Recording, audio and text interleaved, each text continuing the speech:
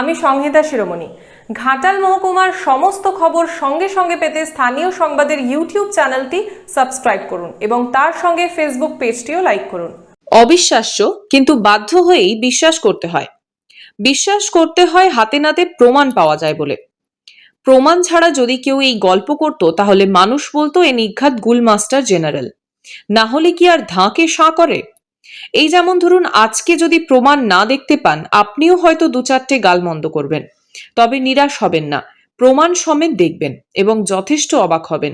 তারপর অস্ফুটে হয়তো বলবেন, এও কি হয়?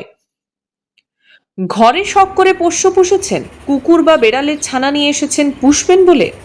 তাহলে মনে হয় সতর্ক হতে হবে আপনাকে।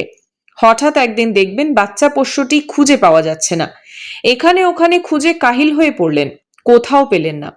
আপনি হয়তো জানতেও পারবেন না আসল ভিলেন আপনার আশেপাশেই রয়েছে, যার জন্য বাচ্চা পোষ্যটিকে খুঁজে পাওয়া যাচ্ছে না।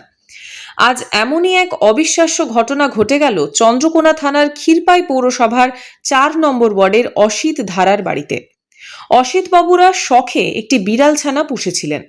সেটি বেশ নাদুস নুদুস মাঝারি সাইজের হয়েছিল। আজ সকাল 10টা নাগাদ একটি প্রকাণ্ড গোখুরকে পড়ে থাকতে দেখা যায়।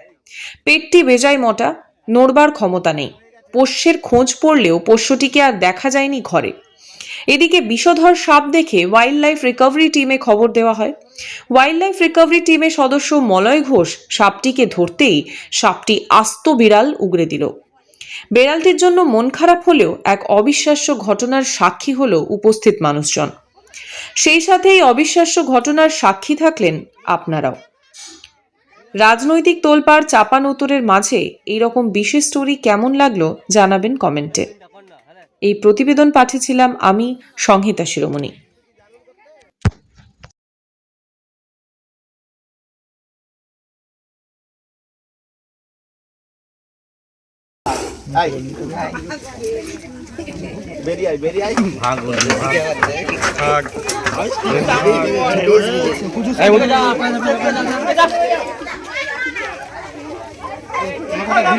মাথাটা ঘুরে দিয়েছে।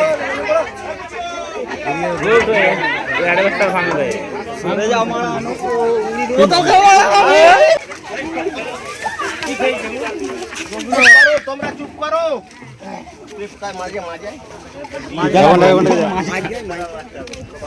এটা বার করতেই হবে, নাহলে মারা যাবে। এটা বেরোবে, এটা বেরোবে।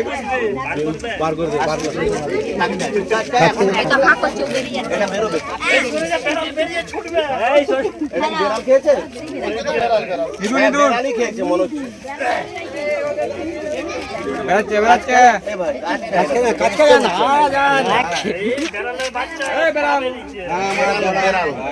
কিন্তু ছোট বেড়াল নয় গো,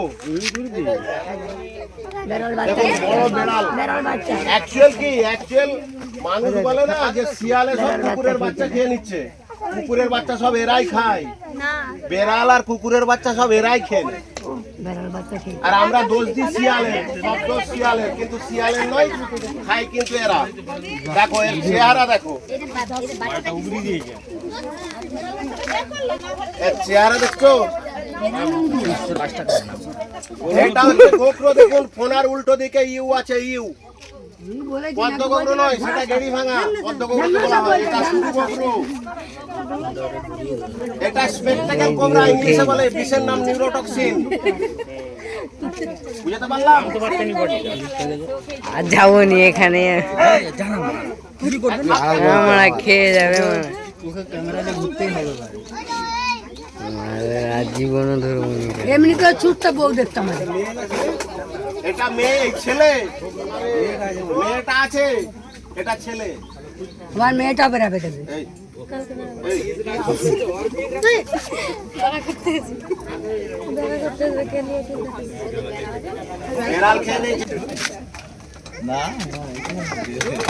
আচ্ছা, আপনারা কি জানেন আপনার এলাকা থেকে, আপনার পাশের বাড়ি বা গ্রাম থেকে রাতারাতি বা দিনের আলোয় হঠাৎ হঠাৎ উদ্ধার হয়ে, মানে হঠাৎ হঠাৎ খেয়ে নিচ্ছে কুকুর বা বেড়ালের বাচ্চা? কারা খাচ্ছে? নমস্কার, আমি Malay Ghosh, wild life rescuer. আপনার বাড়ির পাশ থেকে বা আপনার গ্রাম থেকে হঠাৎ মানে উধাও হয়ে যাচ্ছে কুকুর বা বেড়ালের বাচ্চা। তার আসল কারণ আমরা কি বলি যে শিয়াল খেয়ে নিচ্ছে।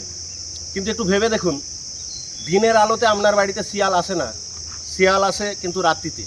আর দিনের আলোতেই উধাও হয়ে যাচ্ছে বেড়াল বা কুকুরের বাচ্চা। তার আসল কারণ হচ্ছে গোগ্র সাপ। আপনার বাড়ির এলাকায় যে বড় বড় জাত গোগ্রগুলি আছে তারা কিন্তু ওই কুকুর বা বেড়ালের বাচ্চাগুলি খেয়ে নিচ্ছে। আমরা এর আগেও বহুবার প্রমাণ করেছি, আবার আজকে প্রমাণ করতে চলেছি। দেখতে থাকুন সেই ভিডিও। এই ভিডিওটি হচ্ছে ক্ষীরপাই পৌরসভার 4 নম্বর ওয়ার্ডে অনিলদার বাড়িতে পুষেছিল ভালো বেড়ালের বাচ্চা। সেই বেড়ালটিকে খেয়ে নিল একটি ভয়ঙ্কর জাত গোগ্র। দেখতে থাকুন সেই ভিডিও।